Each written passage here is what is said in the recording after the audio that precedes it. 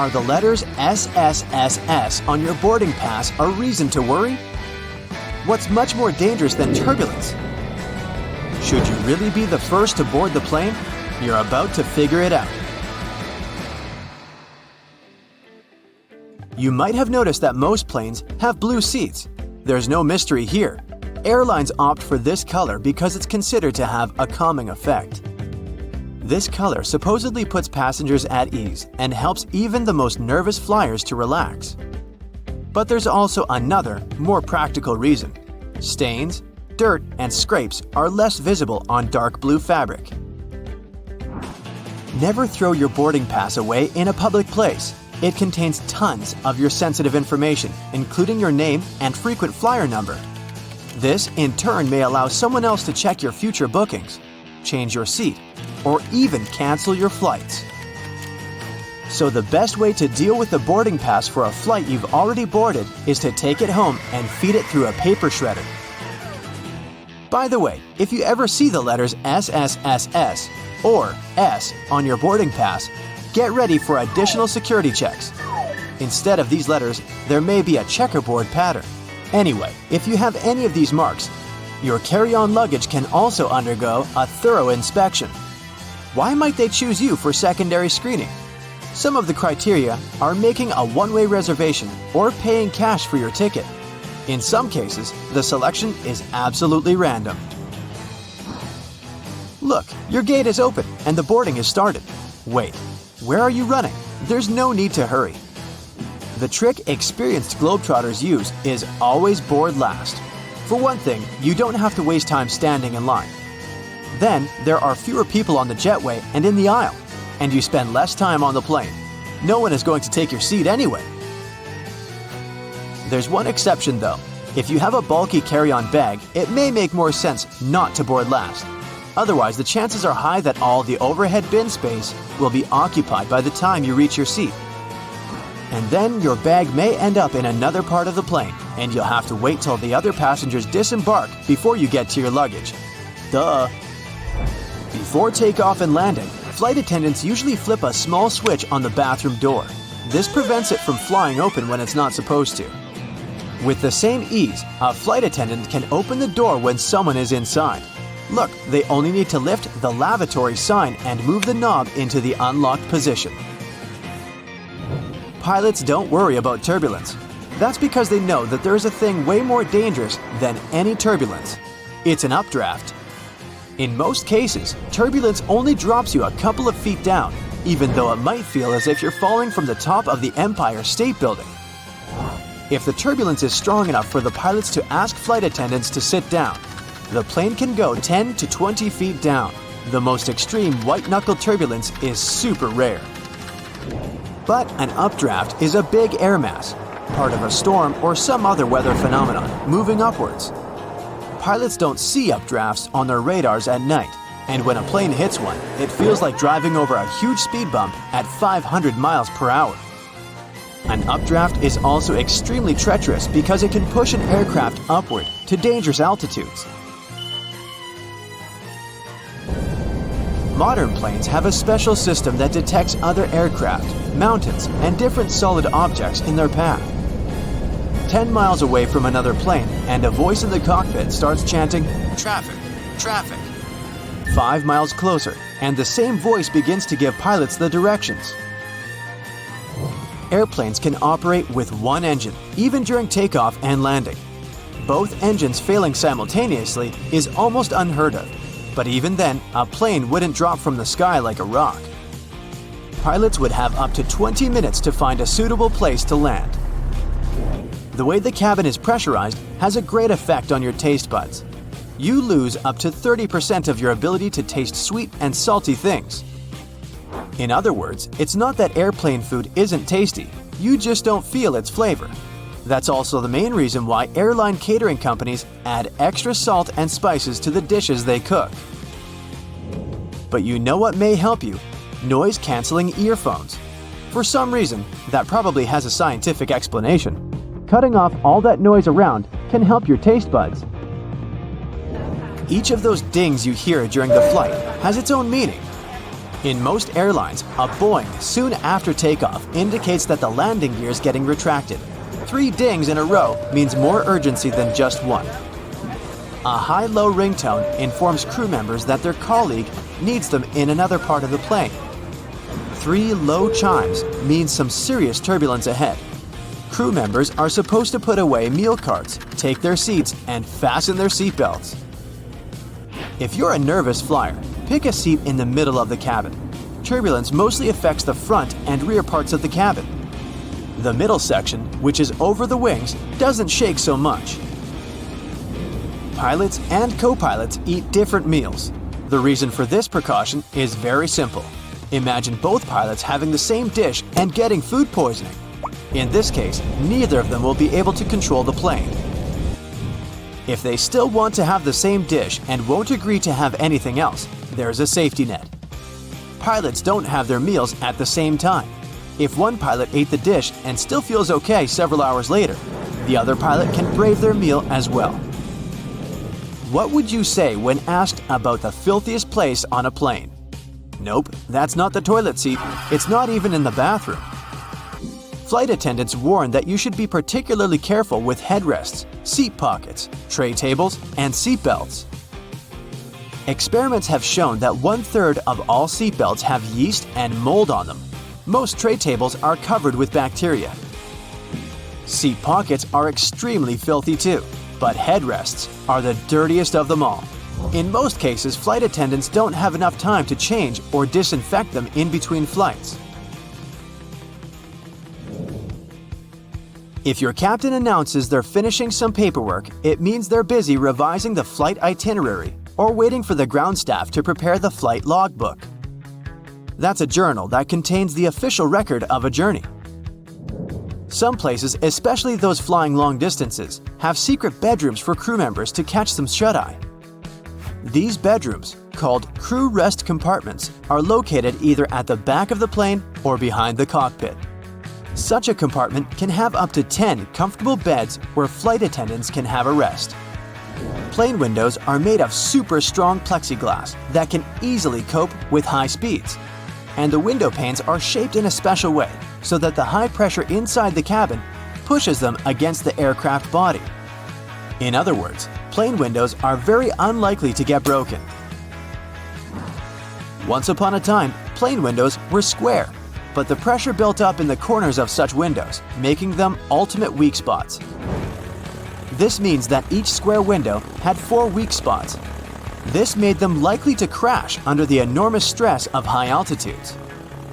Luckily, making airplane windows curved solved this problem once and forever. Such a shape distributes the pressure and reduces the likelihood of cracks or any other damage.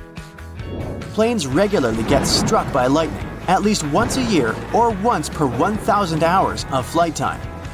These days, it's totally safe.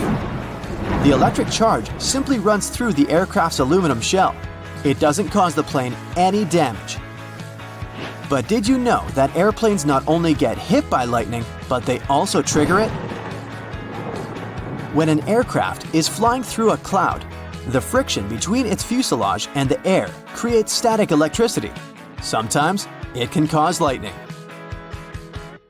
You arrive at the airport anticipating a pleasant flight. After all, you've paid more for that extra legroom, or a comfy window seat, or a business class. That's when you find out you've been downgraded. How come? And if you can get downgraded, is the opposite possible too? Then what other secrets do airlines hide? Experts claim downgrades do happen, and rather frequently at that. The reasons vary. The airplane can get unexpectedly swapped for a smaller one because of some technical issues. Or a passenger can miss their connection because of a flight delay. The next flight can be a different airplane model, or the seats in the needed class might be already booked. The flight can be overbooked. In this case, if you arrive at the check-in later than other passengers, the place you've booked can already be given away. There have also been cases where people bought first-class tickets only to find out later there was no first class on the plane whatsoever. Oops. But then, how about getting a better seat? Your chances to have an upgrade are higher if you travel at quiet times, for example during bank holidays when business travelers don't fly that often. Join an airline's loyalty program and try to book your flights only with this carrier.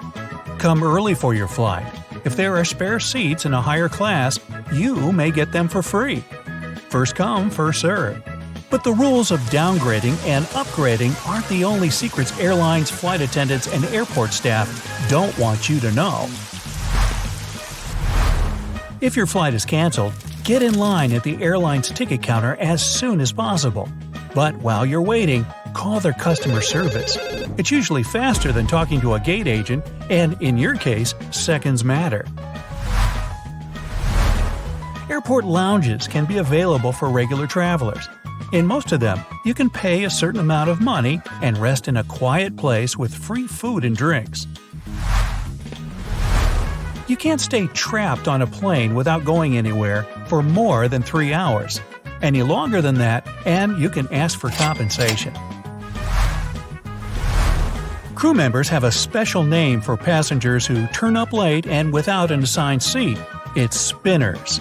Such passengers keep flapping around trying to find an unoccupied place or figure out which overhead bin has a bit of space for their bag. If you need to find a bathroom, the cheapest cafe, or your gate at the airport, don't ask pilots. They're usually just as clueless as you are, unless it's their base airport. Planes must be at least 85% full to bring profit.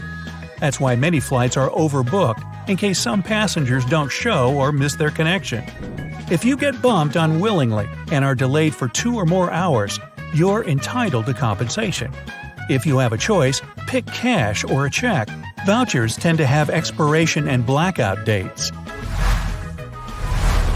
Flight attendants dislike delays as much as you do. They're only paid for flight hours, not for the time spent on the ground. Air companies offer cabin crews a small expense allowance for every hour they spend at the airport, but that's pretty much it. Buying group tickets is likely to cost you more than getting several single ones. Let's say you need 5 tickets, but there are only 3 discounted ones left. Instead of snatching 3 cheaper ones and buying 2 at full price, you'd have to pay for 5 regular price tickets. For domestic flights, the cheapest days to fly are Tuesdays, Wednesdays, and Saturdays. If it's an international flight, opt for weekdays. Plus, wait for a Tuesday, Wednesday, or Thursday to buy tickets at the lowest price. Despite what you might have seen in action movies, an ordinary person will never manage to land a commercial airplane. Contrary to popular belief, there's no cargo compartment underneath the plane, no extra layers filled with suitcases, bags, and pet carriers. Even if there are some accessible alcoves under the cockpit or cabin, they're too tiny for a person to move without having to crouch. Airplanes only get cleaned once a month or every 6 weeks. But when this time comes, an aircraft is usually taken to the hangar, and the whole cleaning process lasts for more than 8 hours. Each of those dings you hear during the flight has its own meaning. For example, a high-low sound informs flight attendants their colleagues need them in another part of the cabin. 3 low dings mean serious turbulence ahead.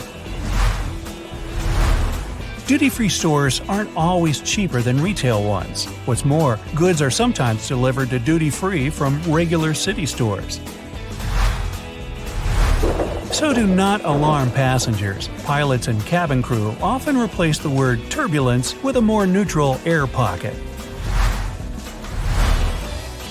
Flight attendants assess you when you're boarding the plane. If you look strong enough and are wearing comfortable clothes, they'll remember it to ask you for help in case of an emergency.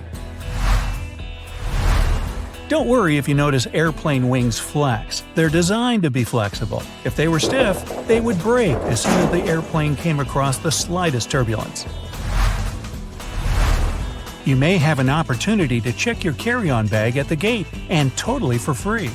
Listen for messages offering complimentary checked bags. It happens when the airline expects a full flight and there's a shortage of overhead bin space. Be careful with what you buy in duty-free if you have a connecting flight. Some airports won't allow you to carry liquids over 3.4 ounces through your layover destination, even if they're from a duty-free store and in a sealed bag. You can ask for an extra portion if you still feel hungry after the meal on the plane. If you're nice and polite, and the food is available, you'll get it. Most airlines get rid of the leftovers after the flight anyway. Planes never fly in straight lines. All routes have to pass not far from airports so that pilots have enough time to reach one if there's a forced landing. Weather conditions can also affect the trajectory. Airport taxis can charge you twice the actual price of the ride. It's always better to use an online taxi app or rent a car. If you don't have these options, make sure to find out the rate in advance. Airplane headphones are reusable, even though the bag you get is sealed. Foam covers get changed, and earphones are handed out to the next plane load of passengers. What surprises flight attendants most is passengers getting off the plane and leaving some or all of their stuff behind. You'll feel safer and happier in an airplane with a wider entrance and brighter lighting. You might even believe your food tastes better and your seat is wider. When a security agent is having a pleasant conversation with you, they might be checking your behavior right at that moment. They know how to make sure you aren't planning anything suspicious. When pilots fly as passengers, they ignore turbulence but pay attention to unusual smells. They know which scents can indicate problems with the engine or fuel storage systems. You can find free water at most airports. Just remember to bring along an empty plastic bottle. The chances are you'll see either a water refill station or at least a water fountain. The dirtiest places on any plane are the seatbelts, headrests, tray tables, and seat pockets. If your captain announces they're finishing some paperwork, it means they're busy revising the flight itinerary or waiting for the ground staff to prepare the flight logbook. That's a journal that contains the official record of a journey. You'll be the first to grab your suitcase at the baggage carousel if you check it later than other passengers. Bags that are loaded the last are typically the first to get to the baggage claim area. Some planes, especially those flying long distances, have secret bedrooms for crew members who need to catch some shut-eye. These bedrooms, called crew rest compartments, are located either at the back of the plane or behind the cockpit. Such a compartment can have up to 10 beds where flight attendants can have rest. Now, statistically, 30,000 flights are delayed every single day. And while a flight delay may give you benefits such as a free coupon for a sandwich and Coke, it can also make you lose your connecting flight, train, or a Taylor Swift concert if that's what you were after when boarding a plane. Is there a way to avoid flight delays? Well, while they might seem like a total gamble, there are some tricks to boost your odds of getting to your destination without a hitch. According to weather expert Chris Bianchi, it's best to steer clear of booking flights on summer evenings. Seriously, just don't do it. Late afternoon and evening flights during the summer months in the U.S. are notorious for delays due to typical weather chaos. Why is that, you ask? Well, it all comes down to thunderstorm ingredients: moisture, unstable air, and a way for that air to start moving. In the summer, the sun heats everything up and makes the atmosphere unstable. The warm air near the ground rises, cools down as it goes up, and presto! You get clouds that may just decide to throw a thunderstorm party. Unfortunately, the guest list includes your flight delay. Conversely, you can choose the best time to fly. There's no guarantee your flight won't be delayed, but you can snatch the best price at least. So if you book a flight for midweek, let's say Wednesday, it'll probably help you save up to 17% of the initial price. That's around $56 if we speak of domestic flights, not to mention transatlantic ones. But it's not just about the day you book. Timing is crucial. Catch flights early or late. Think 4 a.m. and red-eyes for better deals and fewer crowds. Avoid flying from 9 a.m. to 11 a.m. and from 2 p.m. to 4 p.m. if you can. Long story short, the best days to fly are Tuesday and Wednesday, and the worst day is Sunday. And don't forget the summer season. If you want to have a decent price for your vacay destination, make sure to book that well beforehand. So, you managed to secure the best prices for your tickets. Is there anything important you should know about your luggage? Yep. Once you arrive at your accommodation, you should immediately toss your suitcase into the bathtub. While it might sound a bit weird, it's actually pretty smart. And the biggest reason for that is bed bugs. Those creepy little pests love to hide in beds, couches, and even your clothes. And they're all about munching on human blood. Ooh. If they're hanging out in your hotel room, they gladly hitch a ride back home with you in your luggage. So, you should avoid putting your bags on soft surfaces or the bed when you first get to your room. Bedbugs usually chill out on mattresses, box springs, and in furniture cracks. If there's no bathtub in your room, just keep your suitcase in the bathroom, as they're way less to have these little bloodsuckers. You can leave your luggage there while you give your room a good look over for any unwanted guests, or just keep it in the bathroom for your entire stay. Another weird thing you should totally do in a hotel is stashing a towel by your hotel room door. You see, wrapping a small towel around your door safety latch can really add to your peace of mind. Just pop the towel around the latch and lock it up. This tiny step makes it a lot harder for anyone to get in unexpectedly. And to make it easier to remember, just keep that towel right by your door so you can use it every time you head back to your room. If you ever wanted to know what happens to your baggage when you're on board a plane, the short answer is nobody knows, not even the staff. Baggage is sorted automatically. Scanners scan the barcode and sort the baggage according to its destination. The three main tasks of airport baggage handlers are to move your bags from the check-in area to the gate, to move them from one gate to another when you have a connecting flight, and to move your bags from the plane to the baggage claim area. So, if your baggage doesn't move fast enough, it can be late for your connecting flight. Or the exact opposite. Your bag can get to your destination before you do, because you're stuck at passport control.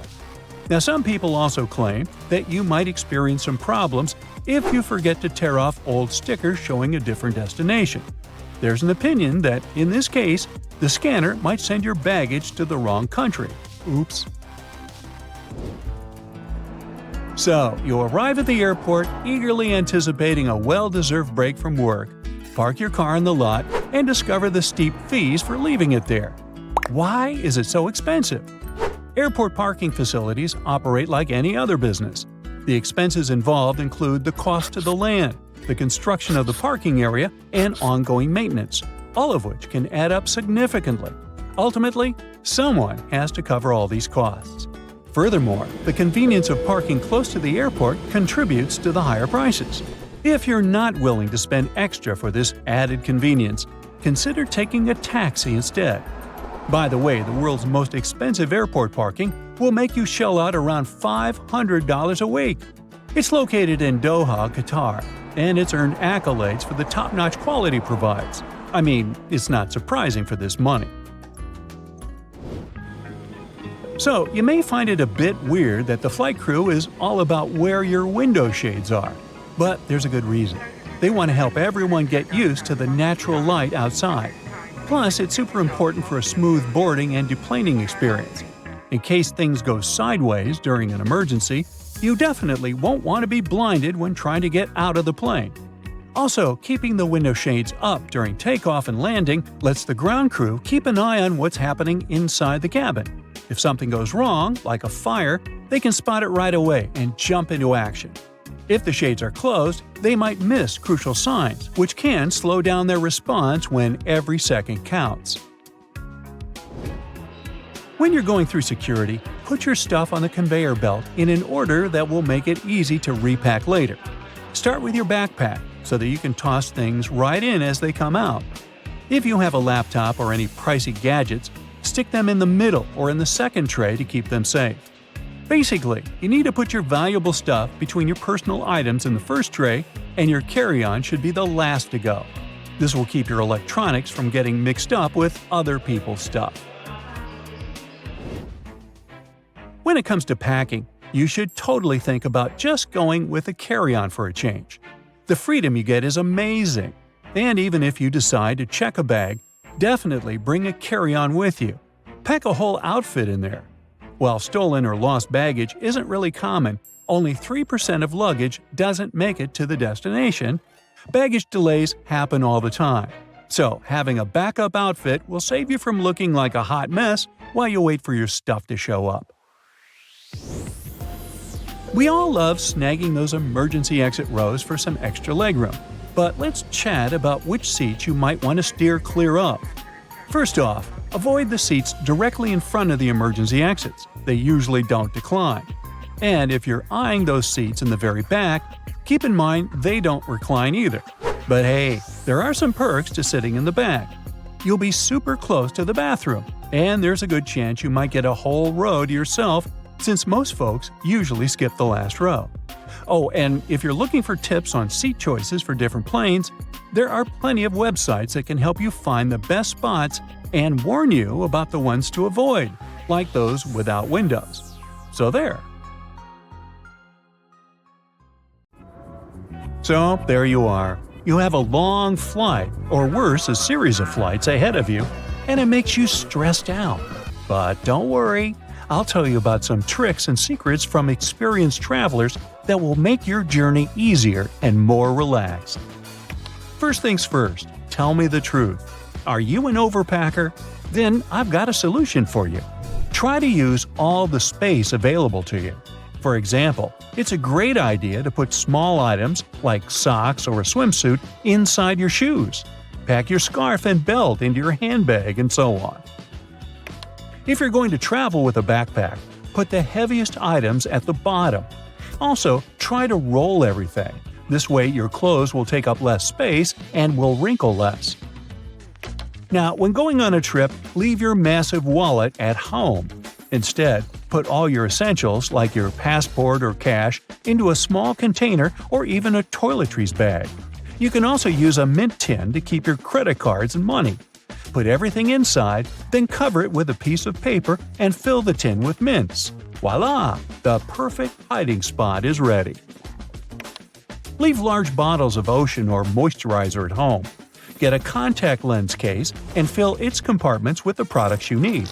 It'll come in handy during the flight. The air is really dry inside the plane. You can use small travel containers for literally any product you think you'll need during your trip. But if you're worried some liquids might spill, put some plastic wrap over the top of the container, and only after that, cover it with the lid. If you have some vitamins or other pills with you, you can get a travel pill organizer like this one from Amazon.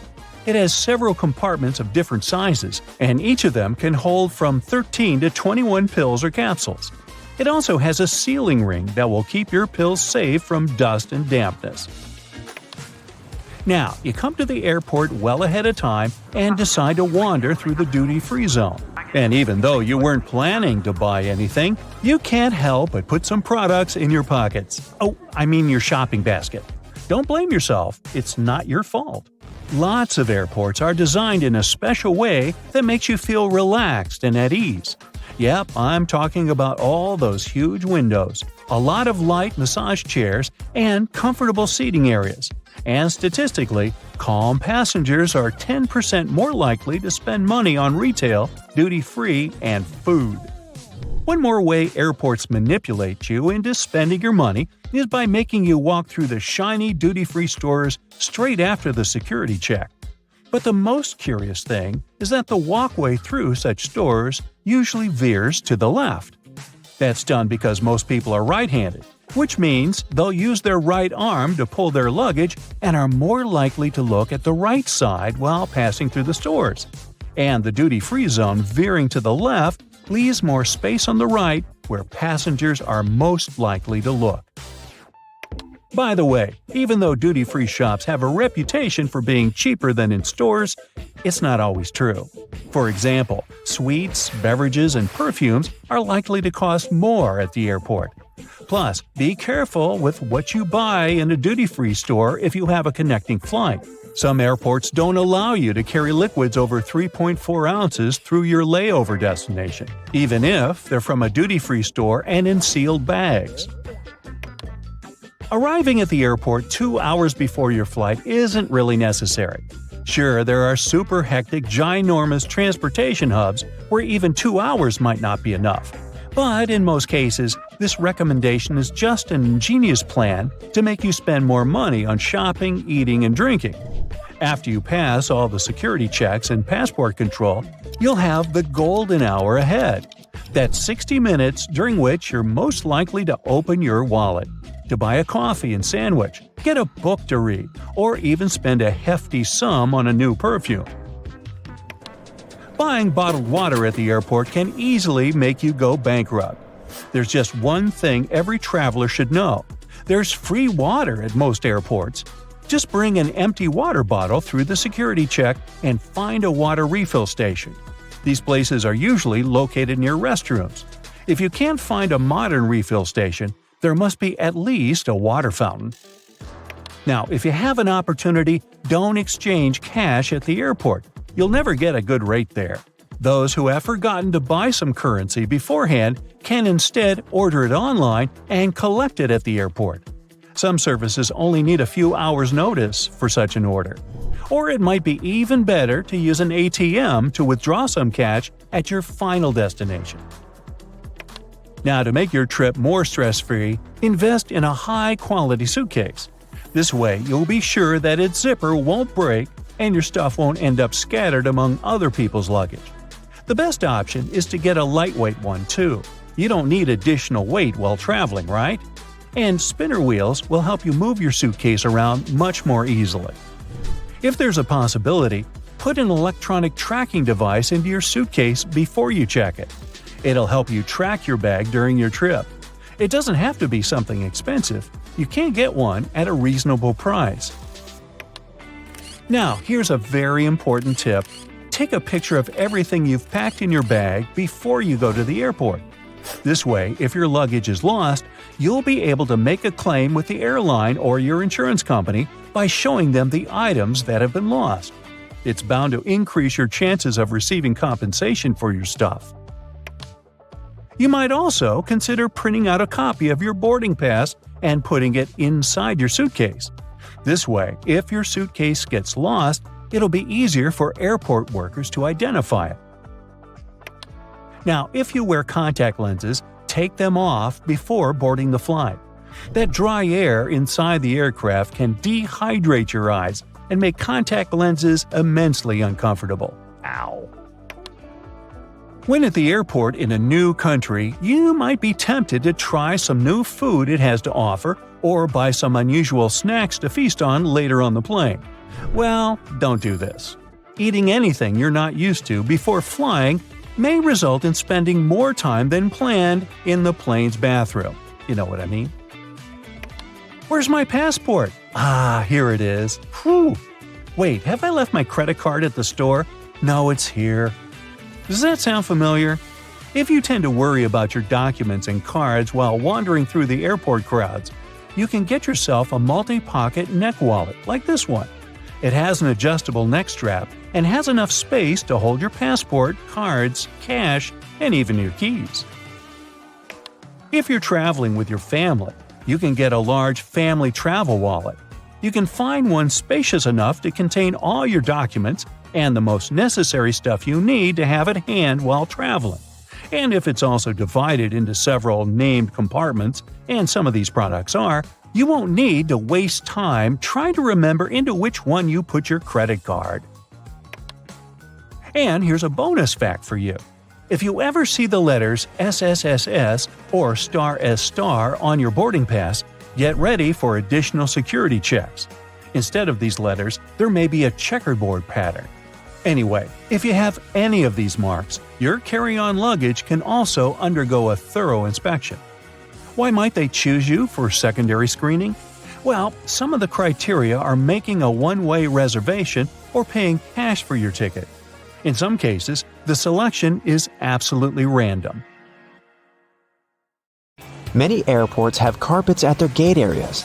This nicety usually comes with a few other perks: lower ceilings, comfortable seats, and pleasant natural lighting.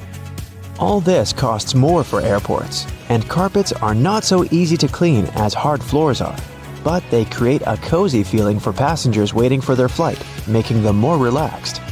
Still, it isn't a gesture of goodwill on the part of airports. According to social research, calm passengers are about 7 to 10% more likely to go window shopping and actually buy something in the lounge area or duty-free zone.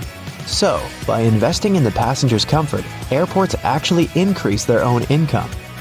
If you ever wanted to know what happened to your baggage while you're on board a plane, the short answer is that airport staff don't actually know once it leaves their territory, and they probably really don't care. Sorry.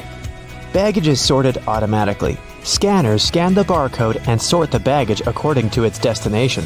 The three main tasks of airport baggage handlers are to move your bags from the check-in area to the gate, to move them from one gate to another when you have a connection, and to move your bags from the plane to the baggage claim area.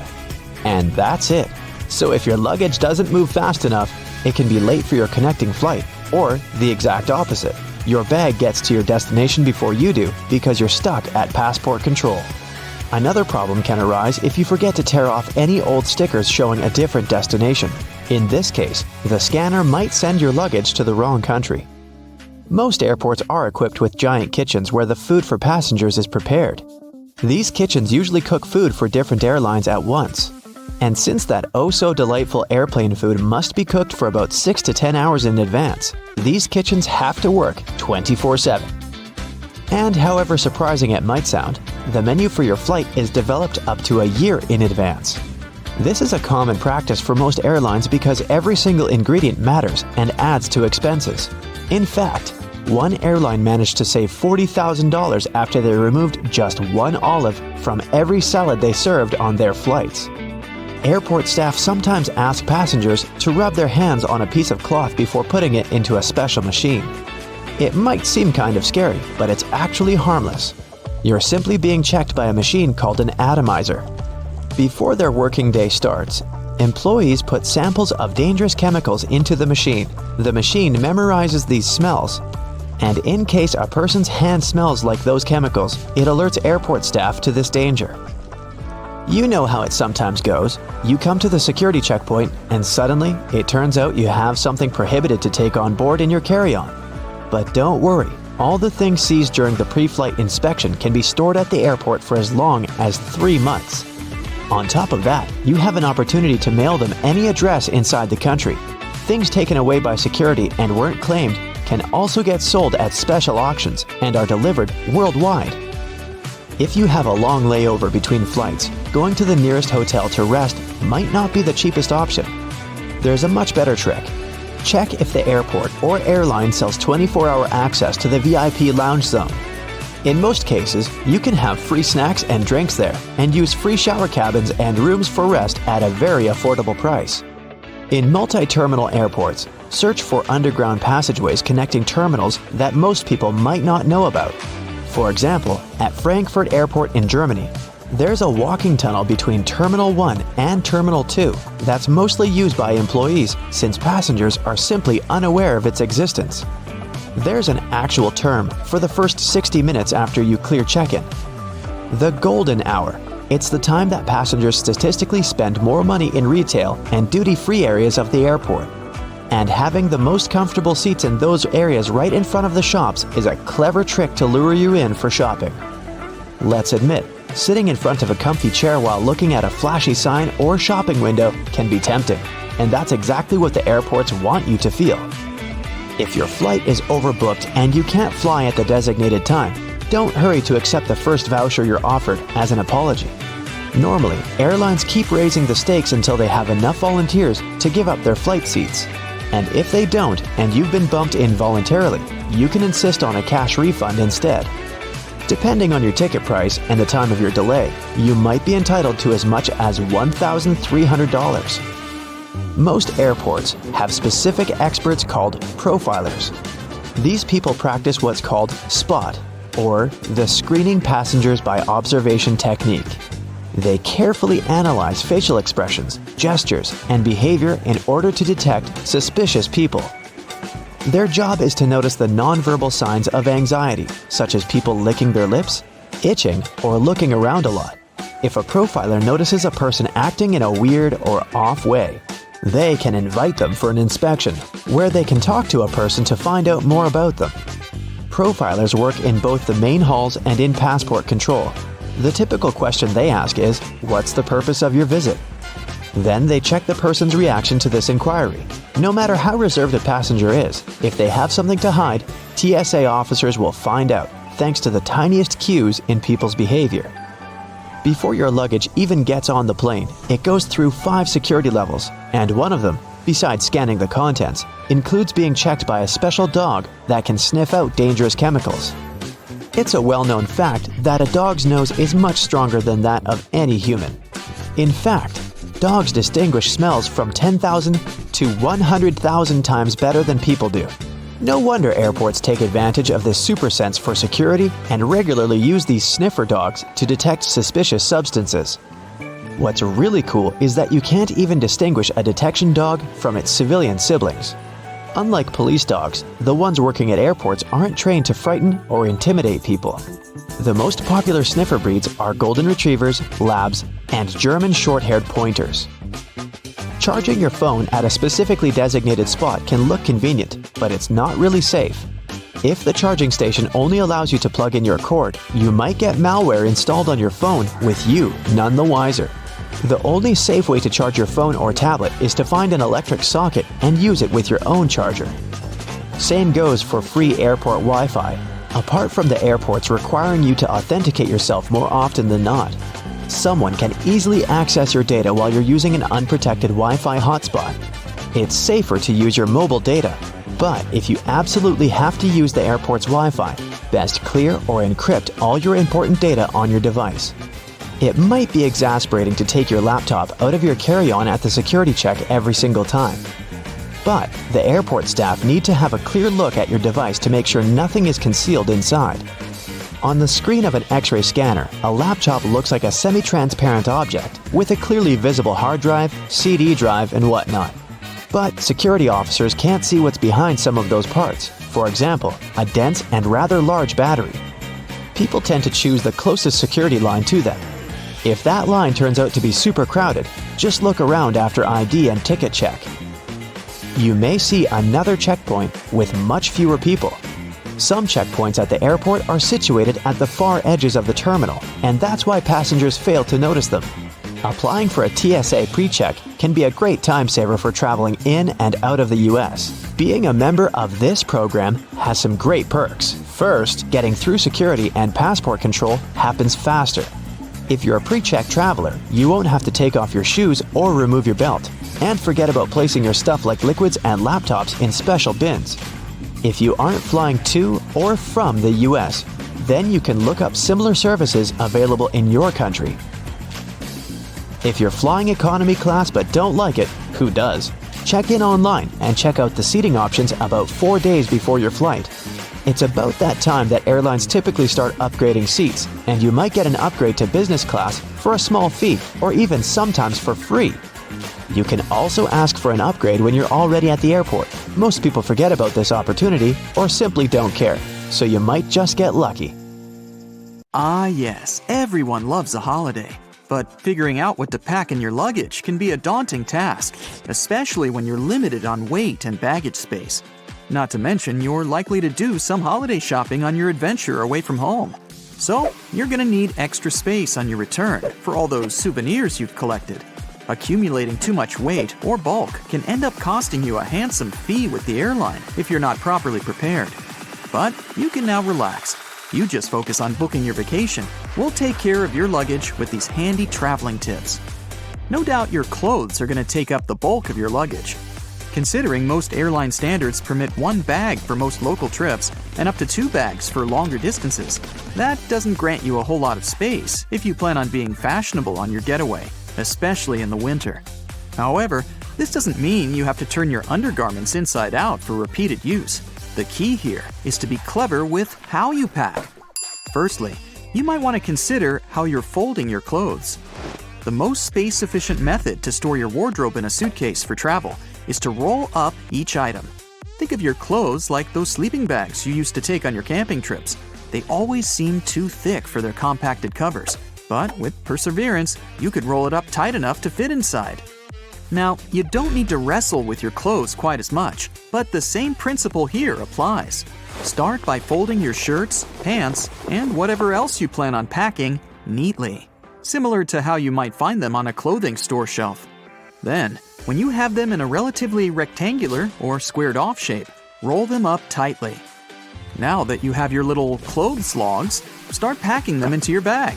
And behold, extra space! Now, here's something we've all experienced arriving at our holiday destination. We drop our suitcase on the hotel bed, open it up, only to find all our clothes unfurled and scattered like a tornado stormed through our bag. Your luggage has had a rough journey from your home to your holiday destination. It's been dragged through airport terminals, tossed around by baggage handlers, and rocked back and forth during in-flight turbulence. A simple stationary item, rubber bands, will help you keep your clothes neat. Now that you've got them rolled up, place a couple of rubber bands around them to keep them from unfurling. This is an especially neat trick if you want to roll an outfit together as one. Maybe you've got head-to-toe denim that you can't wait to rock on your getaway. Fold up your clothes as before, then layer the different items of your ideal outfit atop each other. Roll them up as one, then use the rubber bands to keep them together. You can preemptively decide your day-to-day outfits before you even board the plane. However, you may still prefer to fold your clothes, especially business or formal shirts and pants. Lucky for you, we have a handy trick for that too. Instead of folding each item individually, we're going to lay it out all on top of each other. Start with your shirts and tops, alternating with one on top and one on the bottom, keeping the necks of your shirts at the center. Work your way down to your pants and smaller items until they're all laid out flat. Try to keep your pants in the middle. Finally, start folding your items in on themselves, with the shirts creating the outer layer until you end up with a neat bundle, like a present. You should be able to sit your bundle squarely into your bag. Want to save even more luggage space? Instead of putting your undergarments and socks into their own section, try fitting them into available spaces and gaps within the rest of your luggage. If you plan on taking a cap with you, for instance, the inside of your headwear is a great space to store your socks. This applies to other small luggage items too, such as phone chargers and ties. Though keep in mind that you can also lay your ties and belts out flat across the clothes in your luggage to conserve space. And if you're really limited on baggage size, say all you have is a carry-on for a fortnight-long trip, here's another method. Get yourself some compression bags to store your clothes in. These bags will compact multiple sets of clothes into the size of a small laptop bag. Fold up the clothes you intend to pack and store them into the compression bag. You should be able to fit 8 to 10 standard clothes items or a few bulky ones. Once you've filled the bag, seal it and squeeze the air out through the built-in one-way pressure valve. The easiest way to do this is either by rolling it, and you should be pretty good at rolling your clothes by now, or by using your knees to apply pressure. You should be able to fit 2 to 4 of these compression bags in your standard carry-on suitcase, which is especially helpful if you want to save money by avoiding checked-in luggage. And you can take even more clothes on board with you if you stick them into a pillowcase. The best thing about this tip is that it also doubles as a comfy pillow for you to rest your head on during the flight. If you do have a bit more space to spare, another great way to keep your stuff organized is with packing cubes. It might not be as space efficient as compression bags, but a lot of travelers prefer them for tidier and well-organized packing. You might like to divide them by outfits or clothes types, such as one for pants and one for tops. You can easily purchase packing cubes from most online retail services and travel and camping stores. There are also packing cubes specially designed for one or more pairs of shoes. This is a great way to compact the space your shoes would otherwise take up in your luggage, and to keep your clean clothes from coming into contact with your footwear. Nobody wants their tops to smell like feet, right? If you're still struggling to bring all your items with you inside your suitcase, there are a couple more tricks that you can use for that extra bit of weight without the extra cost. the most obvious of which is to use your own body. That's right, time to layer up. Pick out all your bulky items and wear as many as you can manage. You can try wearing some shorts under your pants or several layers of your winter wear, such as your sweater, jacket, and coat, all over the top of one another. You might be sweating a little, but most airports and planes are well air-conditioned. You can always shed some layers once you've boarded your flight. At least you'll have some warm wear to snuggle up in if you do get cold up there in the clouds. If you don't want to wear all those layers, there's actually another type of bag you can carry on the plane with you, free of charge. Get yourself a duty-free bag from any of the duty-free stores in the airport. You can even hang on to it for next time. Store all your extra items in your duty-free bag and carry it onto your flight at no additional cost. It's also worth considering what type of luggage you're using. More importantly, how much it weighs. A lot of people forget that the standard 15 pounds permitted by most airlines includes the actual weight of their suitcase. The bag itself can often weigh up to 4 to 6 pounds. That's a huge chunk of your weight in the bag alone. So, when you're shopping for your luggage, take into account how much it weighs. Choosing a lighter bag will give you more space for the items you want to take with you. Stick to some of these handy tips and you'll be on your way with no shortage of luggage and some extra money to spend on your vacation. Happy flying!